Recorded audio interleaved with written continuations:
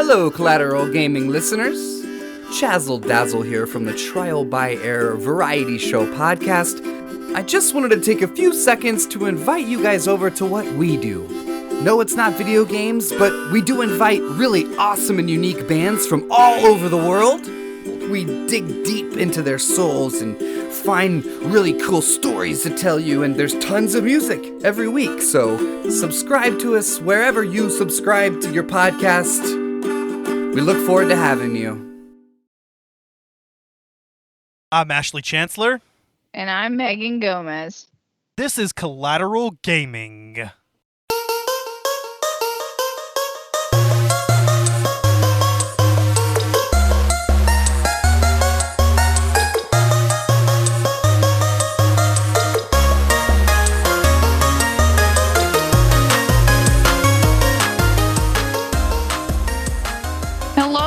And welcome back to another episode where we discuss a Quantic Dream, very, very famous game called Heavy Rain. This is going to be an interesting one because this one is now, as we just discussed a couple moments ago before we started, 11 years old. And it's definitely it's definitely going to be a hot take for me because this game is not how I remember it from a couple of years ago. Yeah, definitely. So yeah, right after our episode on Beyond Two Souls, we're delving into yet another Quantic Dream game. These two, I think, are going to be really interesting to compare and contrast. And we may even kind of discuss, or I will anyway, Detroit Become Human a little bit, because that one is also very similar. And these are the three games that I got packaged together when I purchased Beyond Two Souls. And so that's why I was kind of like, hey, let's just talk about, like one of the other ones too. And I'm really glad we are talking about Heavy Rain because there are some things that I love about Heavy Rain that make me like it even more than Beyond Two Souls. But like I said before, there are some things that Beyond Two Souls does better. For one thing, Heavy Rain does feel quite a bit more dated, right? Oh, yeah, absolutely. Especially with some of the graphics and just that what feels like forever sequence when Ethan is just Jason. Jason. Jason. I feel so bad. I used to have a boss named Jason, and every morning in the morning we'd discuss this because he loved video games. And I'd be like, "Good morning, Jason. Jason." And if I needed his attention, I'd call for him like that, and he'd be like, "I fucking hate you. Leave me alone." Favorite part of the game, hands down, because you're just walking around a shopping mall going, "Jason, Jason." And it leads up to one of the saddest parts of the game, but Exactly, yeah. It's one of the goofiest moments, and then it's followed by, like the saddest moment in the game, of course, which is when Ethan's son, Jason, dies, gets hit by a car. And I think that kind of sets the tone for the rest of the game because he's that much more willing to save his son, Sean. You've already lost one. This is the only one that's left. I love how the moment is sort of foreshadowed in that prologue section when the bird dies. I thought that was really interesting. Yeah. So you start out with this prologue segment, kind of a tutorial, just kind of laid back, lets you kind of explore the house and figure out some of the other actions, no pressure. And then it goes right into the You can look in your mirror like a tool. Yeah. What? That's another one is where Ethan is just sitting there and he looks in the mirror like a tool and he's like, "Yeah, what's up? I'm Ethan." And he's like, Man, I gotta go do some other shit. And it's like, what are you doing, bro? What are you doing? Also, you get to see ass. Yeah. I want to see some ass. right, Bo? You gotta show ass to sell movie. Definitely. Show ass to sell movie, Greg. Or in this case, game. But anyway, fair bit of nudity. I really enjoyed the tits. I mean, we got to see titties whenever you got to play as Madison, and it was pretty great. You sound like my husband. Just titties. Don't care. Saw titties. Don't care. Saw titties. Game conquered. Saw titties. But you actually play as quite a few different characters in this game. Beyond Two Souls was focused solely on Jody and Aiden, but this game centers around actually 4 protagonists. Ethan, who we've already mentioned, Scott Shelby, and of course the FBI agent, Jaden, right? Norman Jaden. Yeah, Norman Jaden, and then of course Madison. And each one of them kind of I mean, each one of them has, I think, a distinct story, and at first they don't seem to be related, but you start to see how, of course, all of these 4 stories intertwine. So I do think that Heavy Rain is a bit more like Detroit Become Human than Beyond Two Souls is. If anything, Beyond Yeah. Two Souls is kind of the black sheep out of the 3, because Detroit Become Human, of course, features the multiple protagonists whose narratives kind of cross over, and then also, of course, features a more similar UI and control scheme. But yeah, I do like how you have these 4 characters and how their stories intertwine in regards to the Origami Killer. Yeah, and you know, Beyond Two Souls is kind of its own different, just because of the way that, you know, the 2 souls intertwine. Obviously, you know, it doesn't have its own necessary, like protagonist kind of style. You know, whereas you know, in Heavy Rain, you know, it's like 4 different perspectives going into the same plot kind of thing. Which is kind of where, you know, you start to see a lot of contrast in where Quantic Dream tried to kind of go a little bit out of their shell, and then realizing that their pivotal style of gameplay that they're really good at creating is with this multiple protagonist kind of tie everything together in the end, like a braid style, which is, I mean, in this game and in from Detroit Become Human, from what I've understood of the game, I personally haven't played it.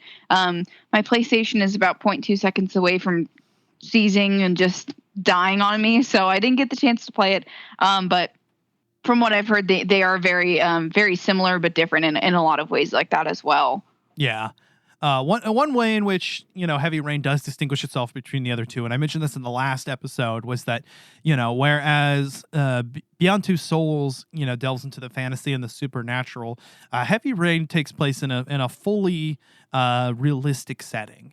You know, in a very human setting. A very human setting, and dealing with human emotions, and, you know, how far people are willing to go for the people in their life or for their own ideals. So it is a very interesting story. I love the murder mystery dynamic, and I love how it's not immediately clear how all of the characters' stories intertwine, but eventually they do, and they do cross over each other, and they encounter each other, and just constantly switching, every chapter switching to another character really just changes the whole dynamic. I think Beyond Two Souls makes up for it by throwing the stories all out of sequence. And so it does still feel like the perspective is constantly shifting, because you will deal with different characters, so to speak, because Jodie's a different person when she's a child as she is as a teenager or an adult. So you do have a similar feel, at least in that aspect, but, you know, being able to handle all of these characters differently and the types of choices that they would make also made this game more interesting. Is that instead of solely picking the choices that I felt best defined me, I was kind of digging into these characters' heads and, you know, kind of thinking, you know, how do I feel this character would react here, you know? Exactly. Which is... And go ahead. And going back into Beyond Two Souls, it's like, because the characters are from the same developer, I'm like, man, like, how the fuck would Jodie react to this right now? Like, she'd lose her shit. Yeah.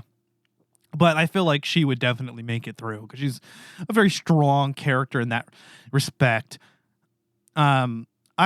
You know, what was interesting, though, in that whole pursuit of, you know, trying to decide how these characters are, is particularly with Scott Shelby, because, you know, the whole time I saw him as this wholesome gentleman, and I made decisions in that way. You know, I made good decisions. I beat up the dude in Lauren's room. Mama, you know? I'm a good boy. Yeah, and I tried to be sensitive and gentle and comforting, and I really, really liked him. He was one of my favorite characters because he just seemed like such a warm person. And what do you know? He's the Origami Killer. Complete twist. Blew my mind. Had no idea. I do love how, you know, several of his thoughts, though, when you kind of go back and play the game again, a lot of them do kind of seem to have this double entendre quality to them, you know? Yeah. Also, it almost just seems like when you play it back, but like your first playthrough, when you realize he's the killer and you think back on those thoughts, it's like he was freaking lying to himself. Like, I don't know if maybe there's like a point where he experienced some trauma that maybe wasn't discussed in the game, but this dude seems to completely forget who he is. And he's like, yeah, man, like these poor kids, gotta save them. And then like all of a sudden you're just like, fuck yeah. Oh, fuck, man, I killed those kids. Like I'm the killer. And you're like, huh? Like, it's like the most interesting ending, but something you'd never expect.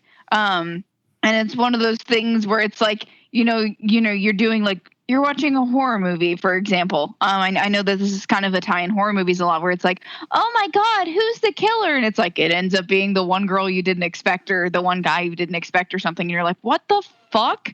It's just one of those things that throws you for a complete loop. And I think this game is very, very good at executing. Also, this man's just absolute disassociation from who he was in the past. Like he just completely disassociates and creates an entire new identity.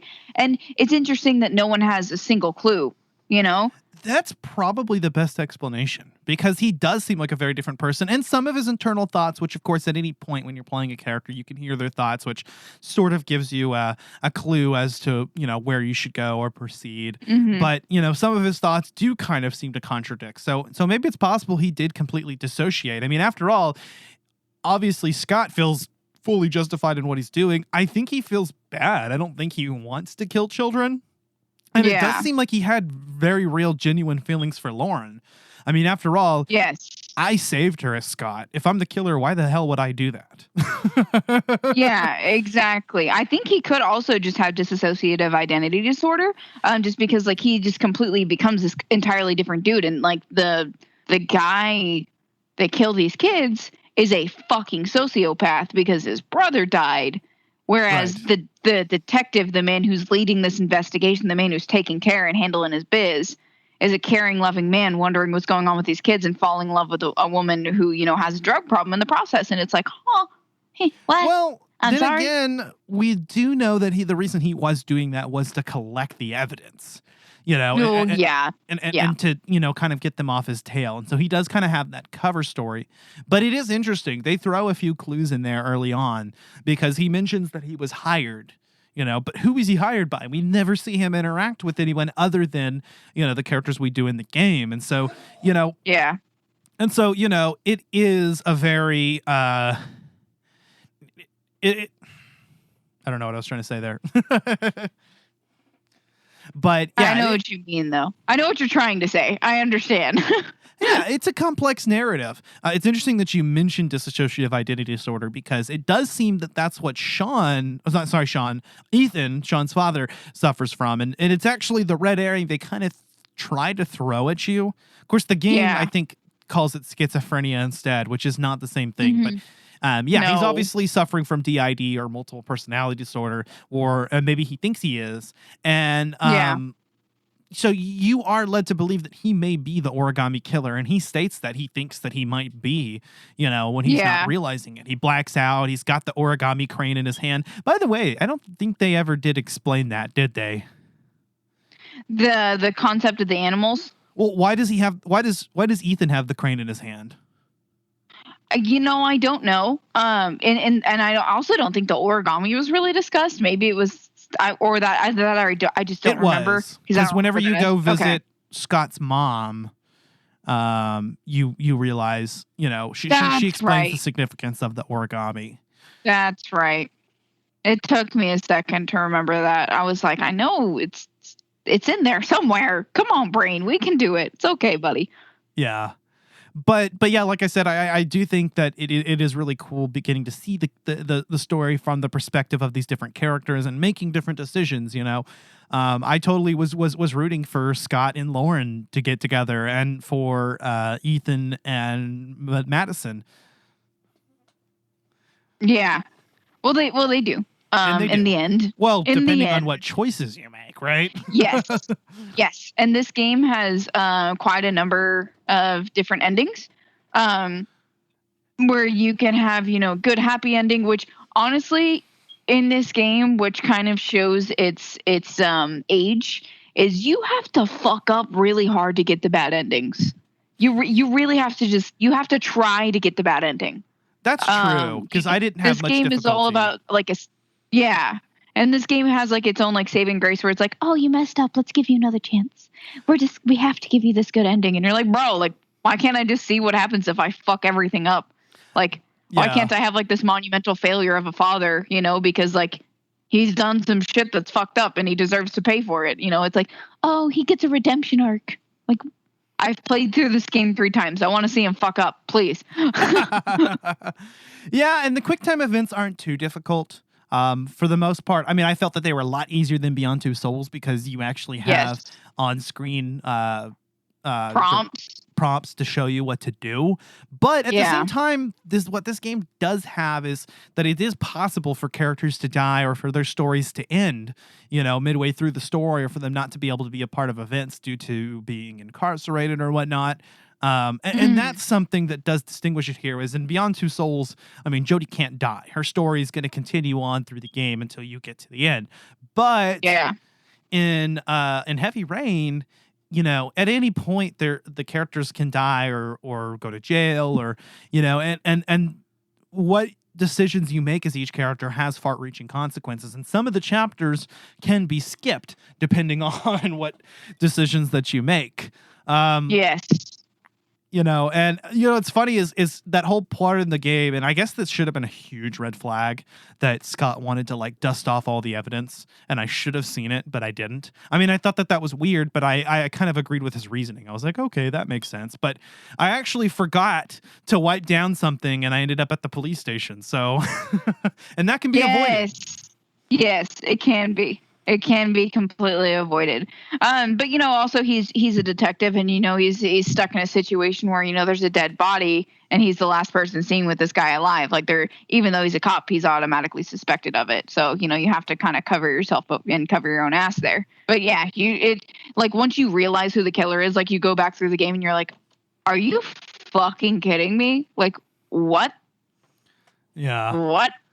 So all of my characters except for Norman died. And what sucks is early on in the game, I really didn't understand, and I ended up taking the Tripto instead of making it to the bathroom. And I later learned that I could have made it to the bathroom and not used the Tripto. And so I think it's because I used the Tripto that one time that later on in the game, when he's putting the evidence together and he seems to be figuring it out, he just dies in the middle of that. It sucked. Yes. I didn't know what to do. He just died there. And I was like, man. Yes. And he was going to figure it out, and he totally knew, that the other cop, Blake, seemed to be in on it. And I think he was, because they didn't make that clear, at least not in my playthrough, but it seemed that he might have been aware of what Scott was doing and was covering for him. Because he did seem awfully convinced, or he did seem awfully determined to throw, the scent on to other people and incriminate other people, as quickly as possible. Yeah. He was a bad cop, by the way. He broke so many rules. Yeah, definitely a lot of dirty cop action there, and lots of, you do get to see a lot of what happens behind the scenes and in police stations where it's like, I'm going to use the name of the title here, but heavy discussions on, how cases go, how things, will turn out, how do I do this? I have to solve this, I have to help this family, or, just how, you can see a perspective of how a lot of detectives and cops think.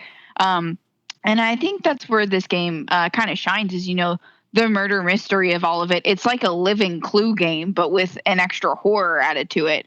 It's like, who is the killer? Who did have the candlestick in the bedroom kind of thing? And there's not a lot of games out there that I personally know of that have this kind of narrative. It's like, figure out who the killer is. It's, it's like you can play like Friday the 13th where you're playing as Jason and, you can do all that shit. Jason. But like,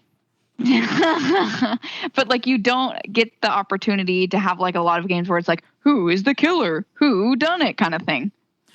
I love the murder mystery aspect. I think that's what I enjoyed more about this game than Beyond Two Souls. And I really did enjoy all of the characters because they did seem all to be good-natured people. And a lot of that can be skewed a little bit. But for instance, with Agent Jaden, of course, I was erring on the side of being a good cop and not wanting to resort to violence. Exactly. I jived with that character. That seemed to be who he was as a person, which actually really sucked when he died for me. I was like, man, I did enjoy his segments quite a bit, though. He might have been my favorite to play as, but I don't know. I also really liked playing as Scott, too. But Yeah. I love the whole Airy thing and being able to scan for evidence. That was really cool. Made me feel like I was playing, like a crime investigation type game, and being able to find evidence that I might have overlooked and whatnot. Who is your favorite to play as? I would say the exact same, simply because like I'm a crime junkie. I grew up sitting at the dinner table watching like NCIS, CSI, stuff like that. It's the reason why I went into the medical field, honestly, is because of Ducky in NCIS.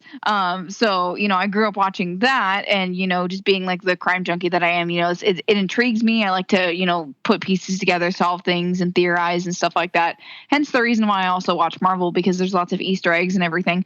But it's cool to be able to play a character where it's like, oh, what's this? Let me scan it. It's just simply cool. Like I love the investigation and the mystery that shrouds this entire game of who, like I said before, whodunit. It fascinates me. Yeah, it's a crime game, and I love it. Fans of crime shows and true crime podcasts and whatnot, I think will get a kick out of this game.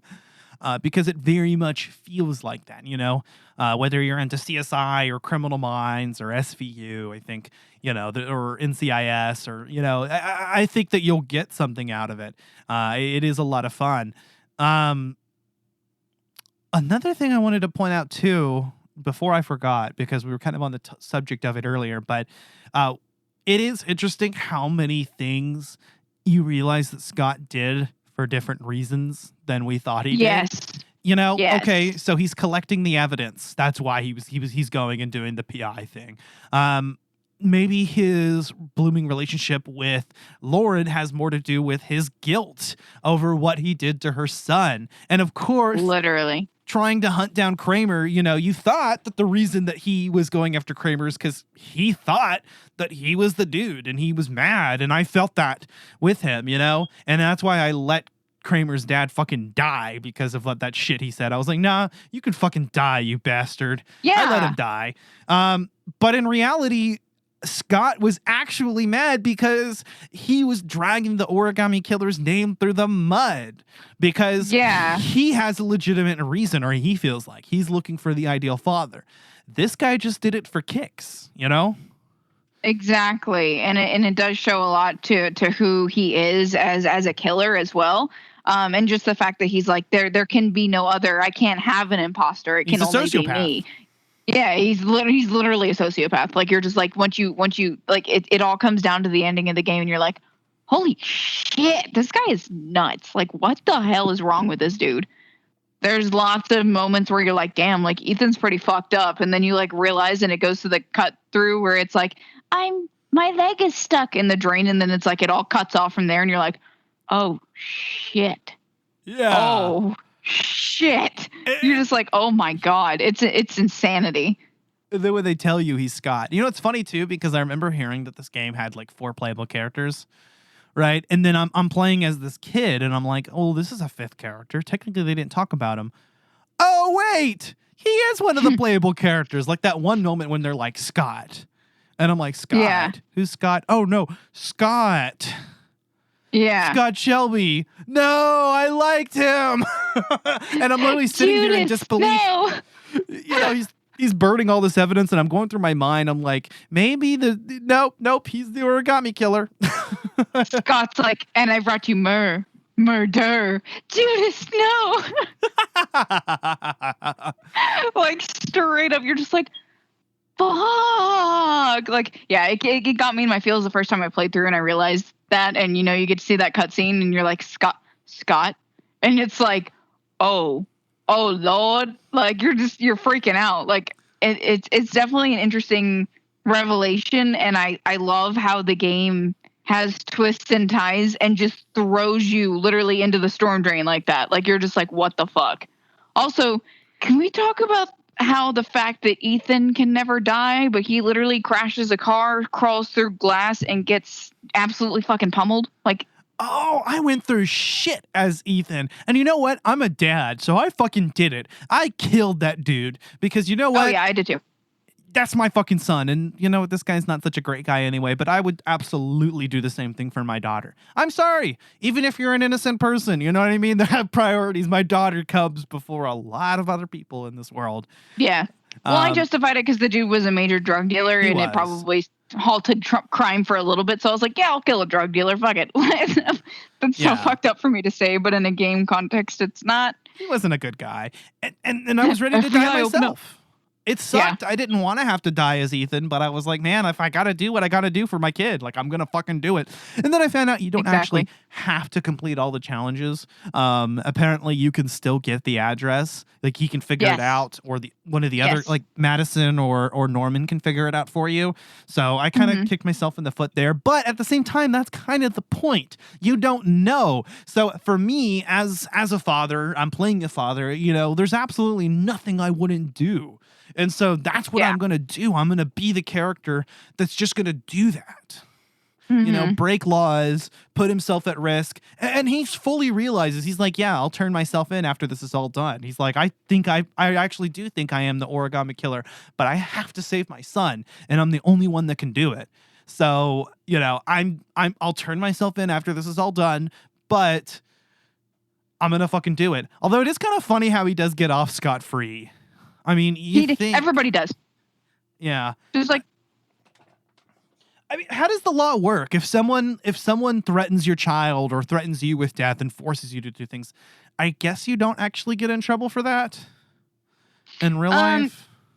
You know, I don't know necessarily, because I mean, if you commit a murder while you're coerced, it's coercion, but you still commit the murder. So it all just kind of comes down to it. You know, it also just depends on your mental state, things like that. Because, I mean, you could be under Stockholm syndrome and not even realize it. You know, you're with a dude, with a girl, with, you know, a whatever, you know, because I don't want to specialize in just two genders there. You know, you could just be with this person and, you know, they coerce you to, you know, commit a felony or commit a murder or steal a car, you know, just whatever. And that's coercion technically, because you're not in the right mental state, because you're completely dependent on this person. So I don't know exactly how that would be. I'd also don't want to look that up and then have the FBI come pound on my door when I'm looking this up for a game, you know, like, how does this work? Because none of them got any trouble. Like, they all got off scot-free. FBI, open up! Like, shit, damn it. I mean, I think that because you were coerced into doing something because your own life was threatened or someone that you love, I don't think that would qualify as, you know, like you know what I mean? I think that there should be, that's a special circumstance, right? But I don't know. Yeah. Even so, you know, and then afterwards, you know, if you play your cards right, you get to have the happy ending where he moves in with Madison and Sean, and it's nice. I did save Sean, which, by the way, like you said, they do give you a lot of chances to do that. I think mainly because they didn't want you to really feel like, oh, damn, I fucked up and like now, you know, I got the bad ending. Like, no, like you can get the good ending if you try moderately hard at it. But I did kill one of my characters off. I didn't get the best ending. So Yeah. I mean, also alternatively, it all depends on, you know, maybe they brought the evidence forward and it, you know, after seeing, you know, that this cop was literally a sociopath and was killing these kids, and then led the investigation, quote unquote. You know, how that would all tie. God, that intrigues me. I wonder how that entire court case would go, how the jury would react. It's like, I was coerced into shooting a man in the head, but my child's life was at stake and he was drowning in a pool in a fucking warehouse. Yeah. Okay. I mean, that is definitely circumstantial. And obviously I think he could prove it. He's got the recordings and everything. So yeah. And maybe that's how he got off scot-free. Right. Scot-free. Yeah. He got off scot-free. Literally. Scott can actually get off scot-free. I believe if you let Lauren die and Scott wins, you know, the other characters don't save Sean. I believe he does actually get out of it. But oh yeah, I wouldn't know because I try to save her every time. Right. But I think that, I think it's totally possible that Scott can get off scot-free. But if you leave Lauren alive, she finds out and she kills you. And I love that moment, you know, if Scott dies, that, you know, she stands on his grave and she spits. Spits on it, yes. Great. You know, She's like, fuck you. I'm like, yes, honey, get it, girl. get it. Yeah, I was just it's such a cool story. I really liked it. It's definitely very well written. Now, as far as the voice acting goes and the graphics, it does feel quite a bit more dated, like I said before, than Beyond Two Souls does. But if you can look past it and understand that this game is from the early PS3 era, it still is definitely worth checking out. And I think you'll have a good time with it. The control system is a little awkward. The whole having to hold R2 to walk around is weird. Shaking your controller. Shaking your controller. Oh my God. I can't tell you how many times I'm I'm trying to charge my controller and I'm shaking it so that the charger falls out, or I have headphones in and the headphones fall out. If I could turn off the motion controls, I probably would, just because it was so annoying. Yeah. I mean, it's good in game. There's times when motion control works and times where it doesn't. And it's great that it's inclusive in this, but this game was also re-rendered, which I think is the most updated version for the PlayStation Move. And, if you don't have that at home, if you just want to have a simple gaming experience, I don't want to be shaking a controller around, because I personally get really scared of messing the controller up, because controllers aren't cheap. Even with The Last of Us having to shake the controller to do the batteries. Moments like that scare me. Or not, really? Is it The Last of Us? I feel like it is. I seem to remember that. I know you do that in Outlast too, where you shake the controller and you tap it.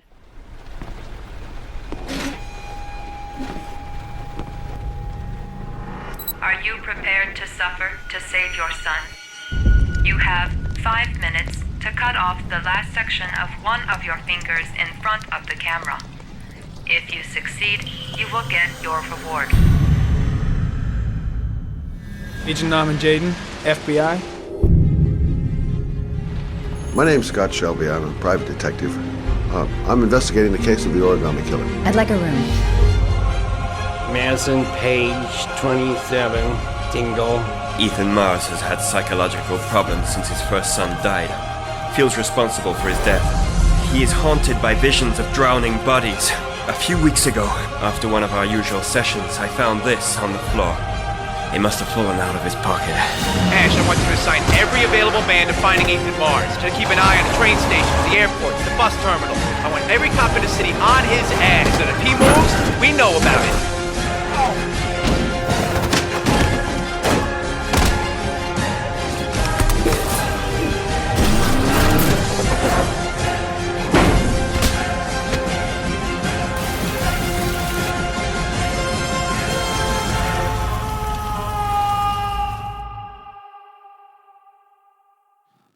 It always freaked me out because especially sometimes it didn't feel like I was shaking the controller hard enough, so I'd have to shake it harder, and I'm just like, I'm gonna break something. Why do I hear a rattle? What's going on? I don't like this. Yeah, I understand. It did seem a little jarring, but it does make the sequences just that much more tense. This game, out of the three, definitely seemed the most tense. There are sequences where you're stuck in a car and you gotta hit the car. You gotta hit the quick time events fast enough. Where you're about to get thrown into a fucking car demolisher or whatever you call that.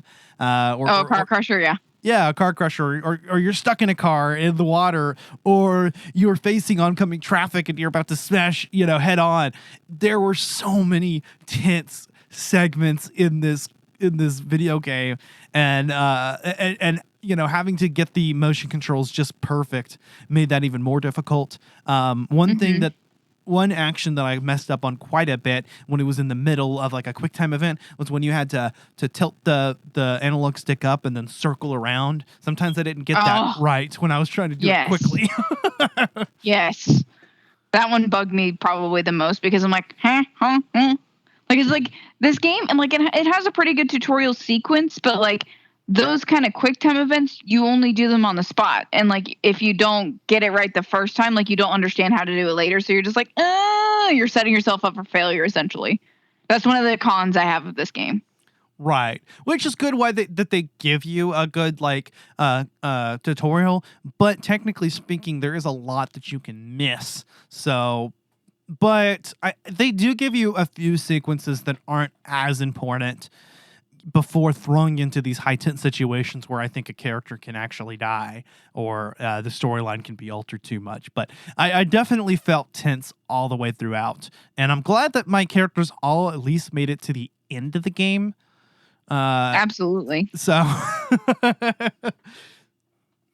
didn't kill everybody off like you can in Until Dawn. Right. And Until Dawn, like, I also managed to keep characters alive. But I also kind of used the internet a little bit to help me with that. Like, I didn't want to spoil the whole plot or anything, but I did want to make sure that I made choices that wouldn't leave characters for dead. So I did cheat a little bit with that one. This game, I kind of went in blind, though. I actually didn't know much of what was going on. And I'm glad, because I was, I had to make decisions not being fully aware of, the consequences potentially of those decisions. And I think that's the ideal way to play this game. Yeah. Yeah, because there's a lot of different ways this game can go, and you can ruin it for yourself very quickly. So I recommend, if you are going to go into it blind, see what reaction you come out with, see what ending you come out with. It's a very interesting game that you can get a lot of different, clues and configurations just from the way that you personally play, which is the reason why I honestly suggested this one and Beyond Two Souls, because they have their own uniqueness about them, and it really gives the player a chance to play a game that they want to play it. There's not many games like that. The only other game that I can think of, that's more similar to a normal game, besides like a storyline like this, would be Vigor. Like encounters out in the wild can be, as quick and as quick as you want them to be. They can be as dangerous as you want them to be. Like, basically there's a time limit, on getting your supplies, but you choose how you want to play to get what you need to get. And ultimately that's kind of similar in both of these games.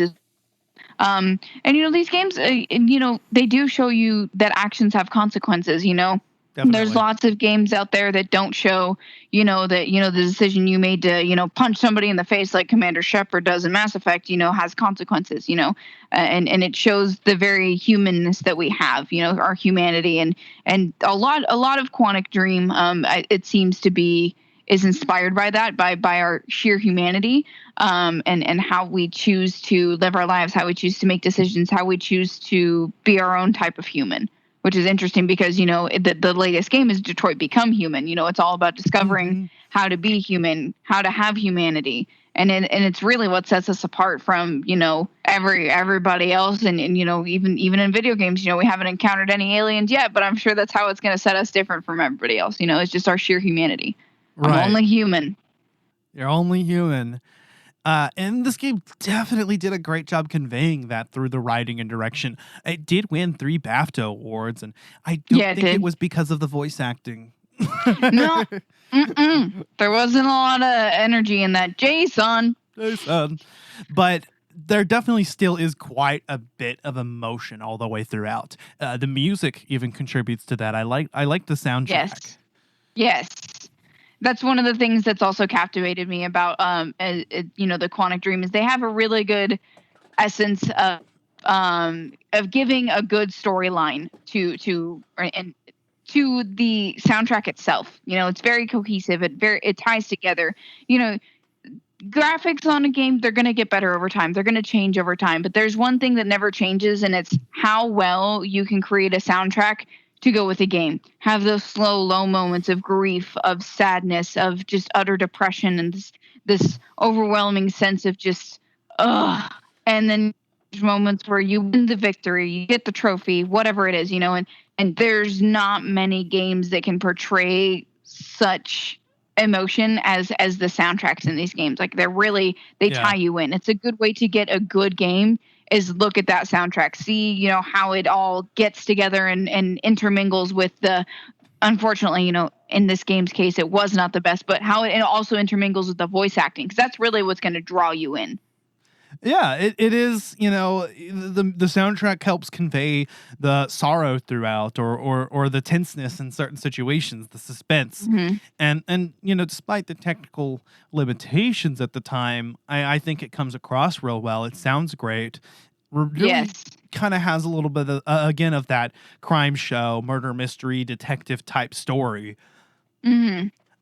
I did like how the mood would sometimes change somewhat. When you're playing as Scott, you're playing as a PI, so it feels like a more classic detective tale, whereas Norman Jaded utilizes less traditional tactics and more of modern tools, and it really feels more like a CSI type show.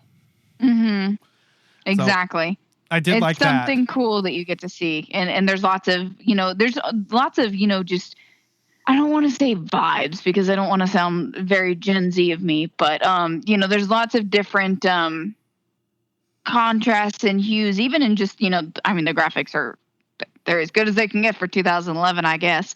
But there's lots of just in the color, when you're with Scott, you get a very classic, like crime scene feel type color scheme. You get a very, classic kind of soundtrack, and it sets the tone for that character. And then you go to Norman and it's very, uppity and poppy. And he's like, I'm gonna figure this shit out. And he's like the new kid on the scene. And you feel that when you're playing the game. It's like, like you make these simple, human errors, like, misspelling a word or something. It's like Norman. And then, it's a seasoned cop, Scott, where you're just like, yeah, like I'm gonna get this one out and get home, make the wife dinner before, it even hits the end of daylight here. And you're like, okay, like, sure, whatever, bye. And then, of course, you've got Ethan, who is the parent that's desperate to save his child, willing to do literally anything in order to save him, and puts himself in these perilous situations. And you feel the suspense. One part of the game that was kind of interesting for me was, I remember in one scene, of course, the scene where Ethan or with Sean gets kidnapped. In the next scene with Ethan, they ask you to recall details, and I actually had some difficulty with that. And then the game kind of has that shaky word, the shaky text and everything.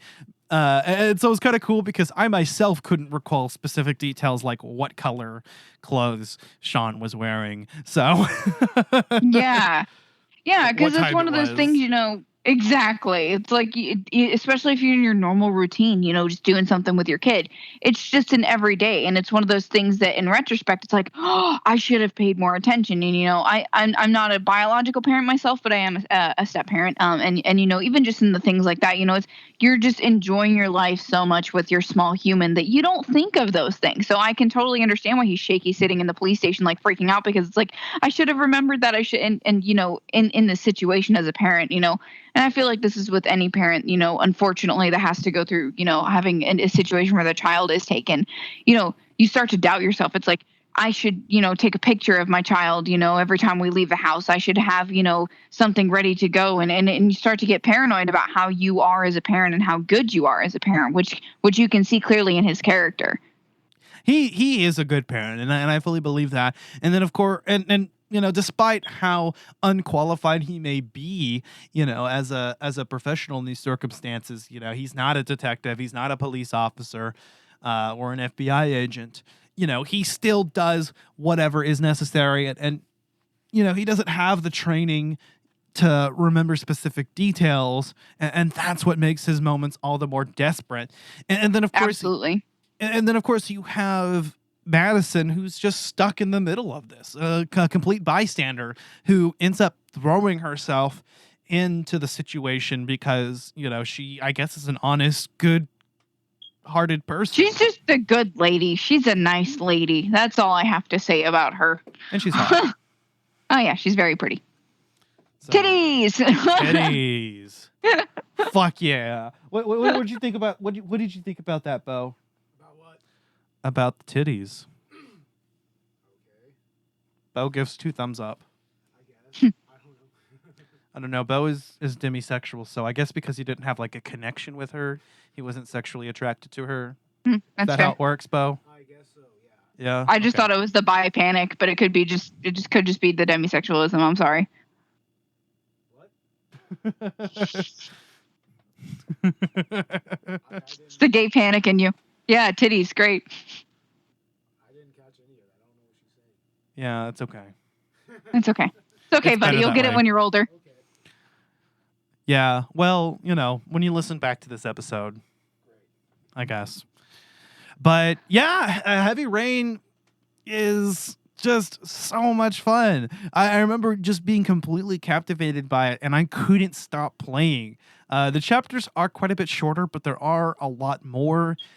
Does the game feel? Does the narrative feel a little bit repetitive at times? Maybe, because you do keep going back and forth between kind of the same things. You've got Ethan doing the trials. You've got the other characters just sort of investigating. But at the same time, I'm constantly waiting for the next thing to happen, and I want to know what that next trial is, and I want to know how these other characters are going to interact, or other paths going to cross, and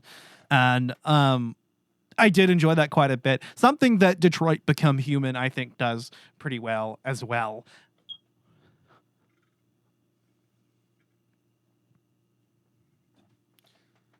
But what happened? Huh? What? Did something happen? Oh, you just stopped, and I was like, "Oh no, what happened?" I thought my computer froze again. I was like, "Oh man." No, you're good. But I guess we'll go into our final thoughts here. What do you think about Heavy Rain? Megan? As a lover of storyline games, I think this is an interesting choice to make, especially if, as I said earlier, you're a huge fan of true crime or just the crime procedurals like NCIS, CSI, Criminal Minds. I could name up the whole alphabet soup, because I watch all of them. I think it's definitely interesting to bring it into a gaming perspective, and I genuinely I think that it's a good game. It is dated, so just remember that this is a game from 2011. It's not going to be as pretty as some of these games that have come out recently. Horizon Zero Dawn, God, you're beautiful. Yes. It's not going to have the most beauty, but that's not really the point of this game. The point of this game is to delve yourself in an intense murder mystery, whodunit type thing. It's like a real life Clue, but with a little bit more detail and more depth into the players instead of just playing with your family or your friends. So it's definitely a lot of fun. I know that it does come in a package with Beyond Two Souls and Detroit Become Human. They're very, very good games. They do have, lots of, pros and cons, and, it's very, very mixed in the gaming community on whether, it's a good game or a bad game. It just depends on the gamer. So if it doesn't work out for you, it doesn't work out for you. I do believe that it is available on PlayStation Plus and you can play it. I think it's worthy of a pickup if you're just kind of bored of doing the same thing, because it's not usual. And neither is Beyond Two Souls, neither is Detroit Become Human. They're all their own different game that's very left field, and they all deal with lots of different issues. And right. Just Quantic Dream as a cohesive company really strives to do that. And I do hope that they come out with something else in the future so we can see what other field they can develop in, as far as this style of game. And yeah, other than that, I think, I think I picked a solid choice for us to discuss. This was one of my picks, and I'm pretty excited about it. Hell yeah. I love it. Despite a few small seeming inconsistencies, I think the plot is solid. Like I said, I was hooked. I was constantly wanting to know what happened. This style of game may not be for everyone, but if you do like the interactive narrative type game, I think you'll definitely enjoy this. And if and if older games and if older game graphics and controls and UI don't bother you too much, then I think you'll get a kick out of this. They don't bother me too much. I play old games all the time. So yeah. That's fair. That's fair. Speaking of which, by the way, a little bit of an addition to our Collateral Gaming news, because we didn't get a chance to talk about it, but Nintendo recently had a Direct, and there were some pretty interesting things that were announced. Not only Nintendo 64, but Sega Genesis are both coming to Switch for players that get the expansion pack addition to their Nintendo Switch Online membership. Yeah, how much is that going to cost again? It hasn't been revealed yet. Hasn't been, okay. When it's going to, they don't have a release date either. But we did get a release date for the upcoming Super Mario animated movie and a cast. Chris Pratt as Mario. Hell yeah. Pratt. Yeah, I love Chris Pratt. He's a great dude. I love him. He seems like a pretty wholesome guy. And I know that there is some controversy surrounding him, but I think he's just legitimately, I mean, he's pretty outspoken about his religion, but he's definitely never said anything hateful or you know, yeah, I like him, and I love his characters that he portrays. Of course, in the Guardians of the Galaxy franchise and Jurassic World. Yeah, and I think he'll kill it as Mario. It's not necessarily the choice that I would have made, but I think it's cool. And we've got Charlie Day as Luigi. I mean, what kind of shenanigans is he going to get up to? Anna Taylor-Joy as Peach, Jack Black as Bowser, Seth Rogen as Donkey Kong. Hell yeah, I'm here for it. Yeah, I personally, I don't watch a lot of Seth Rogen movies, but I can respect his works per se. Charlie Day, I'm very, very excited about. Freaking love him. Jack Black is just a wholesome human being. Also, Keegan-Michael Key as Toad. Can we discuss this? Yes ma'am. I actually did just look up the cast. I'm very, very excited. And then we're also gonna get oh God, I feel like I'm missing somebody. There were a couple more, but yeah. All in all, I mean, I'm pretty satisfied with the casting. Charles Martinet is doing a surprise cameo, I believe. So the voice of Mario himself is here. Yes. Obviously, we're not going to have Lou Albano or Bob Hoskins, but short of either of those three, I think Chris Pratt has a lot to offer, and I can't wait to see more about this movie. Also, if they cast anyone else as Wario in the sequel that other than Danny DeVito, we riot. I'm going to be pissed. Oh, yeah, no, I'm done. I'm done at that point. I will lose my mind. The only thing that I'm hoping for is if they don't release this shit on March 10th, I will start a riot. Okay? That's they're Mario's releasing day. it in December of next year. So fuck that. You need to release it on Mario Day, March 10th, my guy. Right? I would be okay with waiting a few months just for it to coincide with that. Yes, it's a perfect marketing opportunity. There's going to be a game release for Mario around that time. Why not just tie it all up in a pretty little bow on March 10th? Why not? I don't know. Nintendo always makes questionable decisions, but we love them. Nintendo, I'm atting you right now because I love you deeply. You need to release it on March 10th. Get your marketing fucking team together. So, and they're working with Illumination, so that's going to be interesting. Yeah. What else did they announce in the Nintendo Direct? Oh, we were just talking about it earlier. Hold on. Age of Calamity is they finally released some of the content that's coming in the second pack, which originally was going to come out in November, but now it's coming at the end of October. Yeah, I know that they discussed a couple other things too. I think they talked a little bit about the new Switch that's coming out. Didn't we get some pictures of it? Did they release some more of the OLED Switch? I think they released some pictures of it. Of the OLED Switch. Yeah. I know for the Animal Crossing fans, because I've discussed this recently, we're gonna get some new content. So I'm very excited for that because I'm loving it. Oh, that's what it was. It was Dying Light. Yes, Dying Light is coming to Switch. Dying Light is coming to the Switch. I'm very, very excited about that. Of course, Dread is coming out soon. Can't wait. Yeah, both the original Dying Light and the cloud version of Dying Light 2. So, and that's really interesting that they decided to go that route. I guess they realized that the Switch wasn't going to be able to run the game as it is, so they're running it as a cloud-based game, and I think that's cool. Yeah. We're not getting the Coder remake on Switch, but we are getting Coder on Switch. So yeah, well, I mean, they already did that with Plague Tale. They already have a cloud-based game on there, and it seems to be doing pretty well. It's pretty high in the marketplace, so I think they're kind of talking with executives from Sony and PlayStation because Nintendo is all its own, and they've never had such clash with with the other big dudes. I was trying to think of a name. Big companies. God, brain, let's work today. They've never had clash like Xbox and PlayStation do.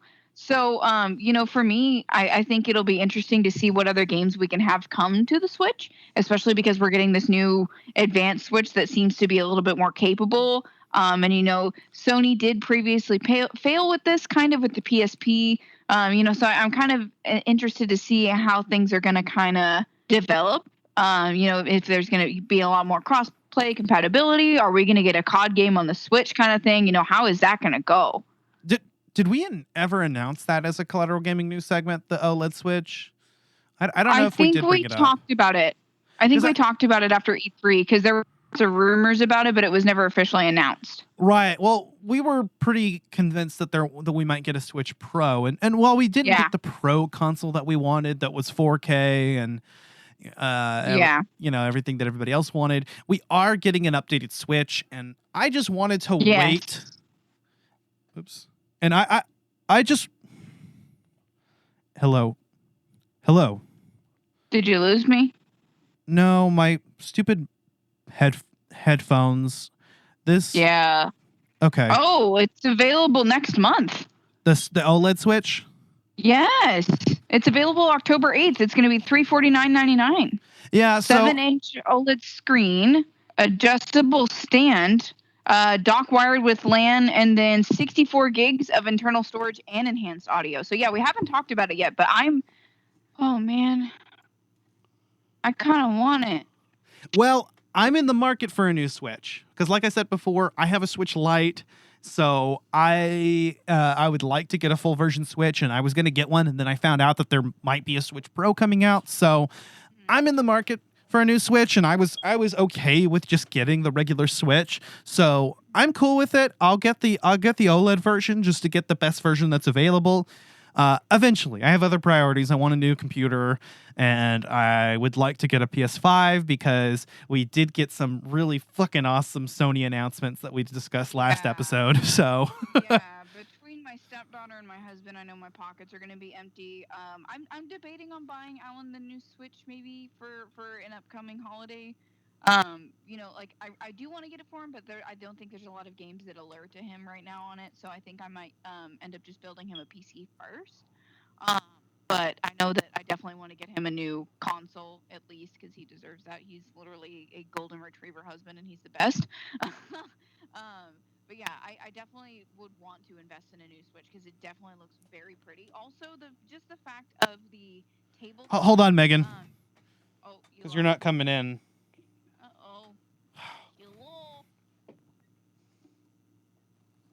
Hello. It is me. Hello. There we go. Okay. Okay. All right. Nope. No. It's the headphones, but yeah, because it's the input, right?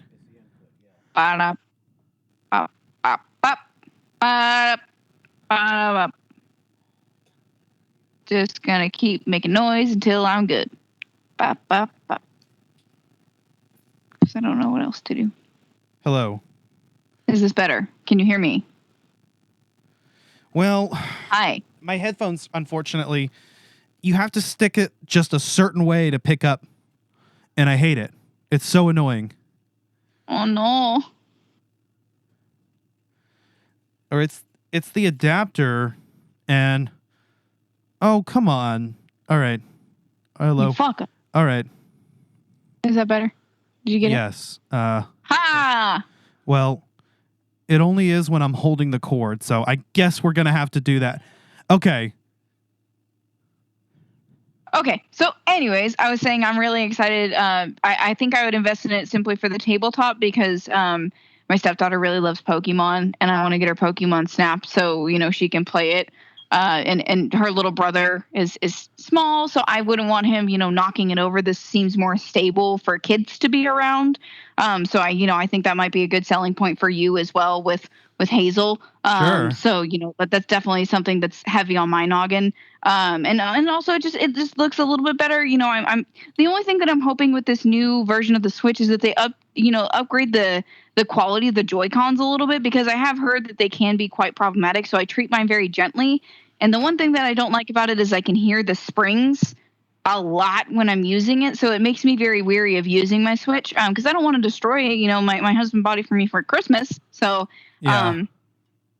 thing I'm hoping with this new version of the Switch is that we get better enhanced Joy-Cons that really mask up to, like you could throw a Wiimote at the freaking TV and that thing would, just keep going through the TV, and that thing was bulletproof. But these seem so sensitive and very breakable. So I'm really, really hoping for better Joy-Cons. That's like my biggest takeaway. The joystick drift is obviously a forever issue, but I actually ended up fixing it on mine because one of my analog sticks on my Switch Lite actually broke, and I can't just purchase a new set of Joy-Cons. Yeah. I ordered an iFixit kit. I opened up my Switch and I replaced it. And because the other one was experiencing Joy-Con drift, I went ahead and replaced that one as well. So I do have a fully working Switch now with 2 analog sticks and no drift. So that's nice. But overall, I think Collateral Gaming Season 3 has been super successful. I've loved a lot of the games that we've talked about. I mean, what have you thought about it so far? It's been so much fun. I cannot wait for next season because we have so much coming. Like, y'all are not prepared for this. Like, just the bad game review alone is like next level. So I'm very, very excited. Like, I can't wait to, really pick up on our creative juices and go farther with that. Alan and I are also moving in the next week, so I'll get to have an optimal setup so I can get everything ready for my Let's Play content on Mass Effect. I'm so sorry that I've been, not getting right away on that for y'all, but I know hopefully I'll have some people that watch it because apparently I'm very funny when I game, especially when it comes to Mass Effect. But yeah, I'm really, really excited for Season 4. We have so much coming. We have lots of interesting stuff coming out in the next year, so I can't wait to hear everybody talk about it and us just nerd out about it together because that's a form of therapy for me, is just hanging out with my dudes and talking about video games, because not a lot of people I know like to do that. So I can't wait to just come back next season nice and refreshed and talk to you guys and entertain our audience. I'm very, very excited. Hell yeah. So I have enjoyed Collateral Gaming Season 3 quite a bit. Last time we mentioned several titles that were just a lot of fun to talk about. Big takeaway, I think my favorite game to talk about was Ghost of Tsushima. Just so good. It's a beautiful game. I don't know, Skyward Sword HD though. That one too. Oh, well, yeah. Because it's Zelda. We're all impartial to Zelda. It's fine. It's casual. We all know this. I lied. We talked about fucking Majora's Mask this season. I just didn't think about it because it was the very first game that we did. Premiere. But that would have actually been my favorite game to talk about. I had too many favorites this season. We had a lot. It was awesome. We did get to delve into more of, I feel like, my picks this year. Because last year, it was kind of like I was a newbie on the scene and you're already part of the way through the season. Yeah. So I finally got to jump in. Yeah, and I was like, yeah, like this is exciting. And I was like, oh my god, like we're getting to talk about games that I've nerded out about for years. Like this is so fun. Yeah, for sure. I had a lot of fun with it. I mean, I had a blast this season. And stay tuned for Season 4 of Collateral Gaming because we are going to be opening up with a game launch episode of Metroid Dread. I'm so excited. Yes, and like our other episodes, we're going to do a 2-parter. So what we're going to do this time is the first part will be spoiler-free. That'll be our game launch episode. And the second part, launching in November, will be focusing on the story and the more spoilery aspects, going full blast into it. Because as a Metroid game, as the first original 2D Metroid game to come out in 19 years, we need to talk about it. And I think 2 hours is plenty of time to discuss that. Well, or maybe not enough. I don't know. We haven't played it yet. In the middle of that, we're releasing our Halloween special on Outlast. I'm so freaking excited for this. My God. Yes. So y'all are not ready for how much you're gonna be almost shitting your pants with this game. Like this game will scare the fuck out of you, and I cannot wait to hear about your reactions from it because I know replaying it, I'm going to cry and scream like a little girl, and it's going to be the most entertaining thing that I know anybody in my household will see in my entire life. So it's fine. It's fine. I'm just gonna humiliate myself for you guys because I love you guys. It's fine. And we have so many other games planned for the upcoming season. Believe me, guys, we are really excited to share some of that with you. We'll be doing another Collateral Cinema crossover with an upcoming video game movie adaptation, so stay tuned for that. Season 4 Yeah. starts up in October.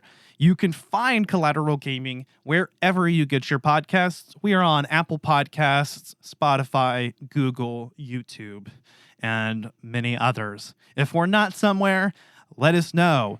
While you're waiting for more Collateral Gaming content, I think we will continue to be releasing the bonus round episodes. But if that's not enough and you absolutely can't wait till October, check out some of our Patreon content. We have Let's Play video game commentaries, and Megan's going to be releasing a Mass Effect commentary very soon. I'm going to catch up on some of the stuff that we were getting behind on. And if you enjoy this episode, then please leave us feedback on your platform of choice. We'll definitely accept a 5-star review on Apple Podcasts. Heck yeah, man. Check us out on Podchaser as well, the social network for podcasts and podcasters. We are also on social media, so check out our Facebook page, check out our Facebook group, Collateral Media Podcast, where we post content from both Collateral Cinema and Collateral Gaming, and you can post content there as well, as long as it's movie, video game, TV, anime, or podcast related, at least tangentially. And also, I forgot what I was going to say. Oh, we're on Twitter and we're on Instagram as well. And if there's any new social media that you'd like to see us on, we're happy to check it out. If you want to see me make some TikToks or something, I'll try it. I'll attempt it. I've already made a few, but it's fine. TikTok. Hey, maybe we'll make a snap. I'll tell you what, we will not be on Parler. That's one that I'll be skipping out on. Sorry, friends. But I think that's all there is to say now. Any closing thoughts for our season 3 viewers, Megan? Thoughts for season 3. Thank you so much for joining us in this incredible adventure that we're going on. We're just a bunch of nerds who like to talk about, our favorite thing in the world, which takes us out of our own heads, which is video games. I hope that y'all continue to learn and develop with us. And we always love your interaction. We love you no matter what. Please don't ever hesitate to reach out to us if you ever need anything. If you just want to talk, if you think we're stupid and you need to give us, some terrible feedback, that's fine. I'd just love to hear from you guys in general. And I really hope that you guys are excited for the next season. This has been definitely been a learning experience for me in the best way. And I love that, I can take something that I've been passionate about for years and talk about it, just with people that, I enjoy their company. And I can't wait to continue to expand my horizons next season. Well said.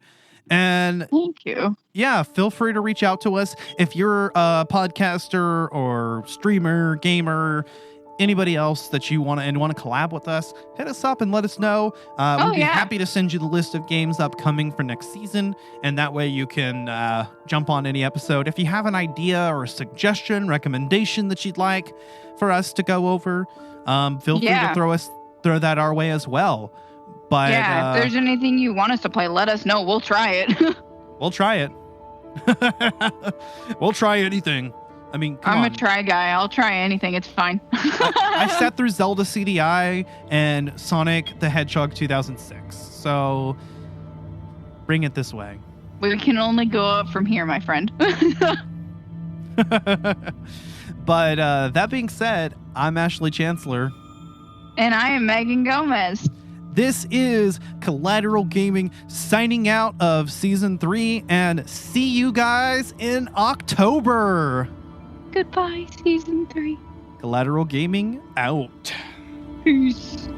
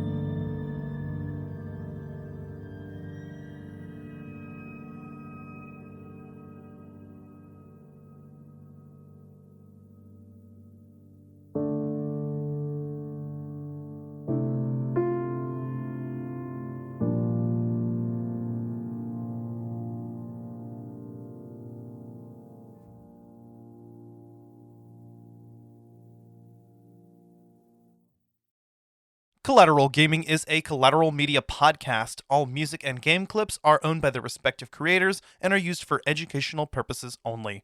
Please don't sue us. We're poor.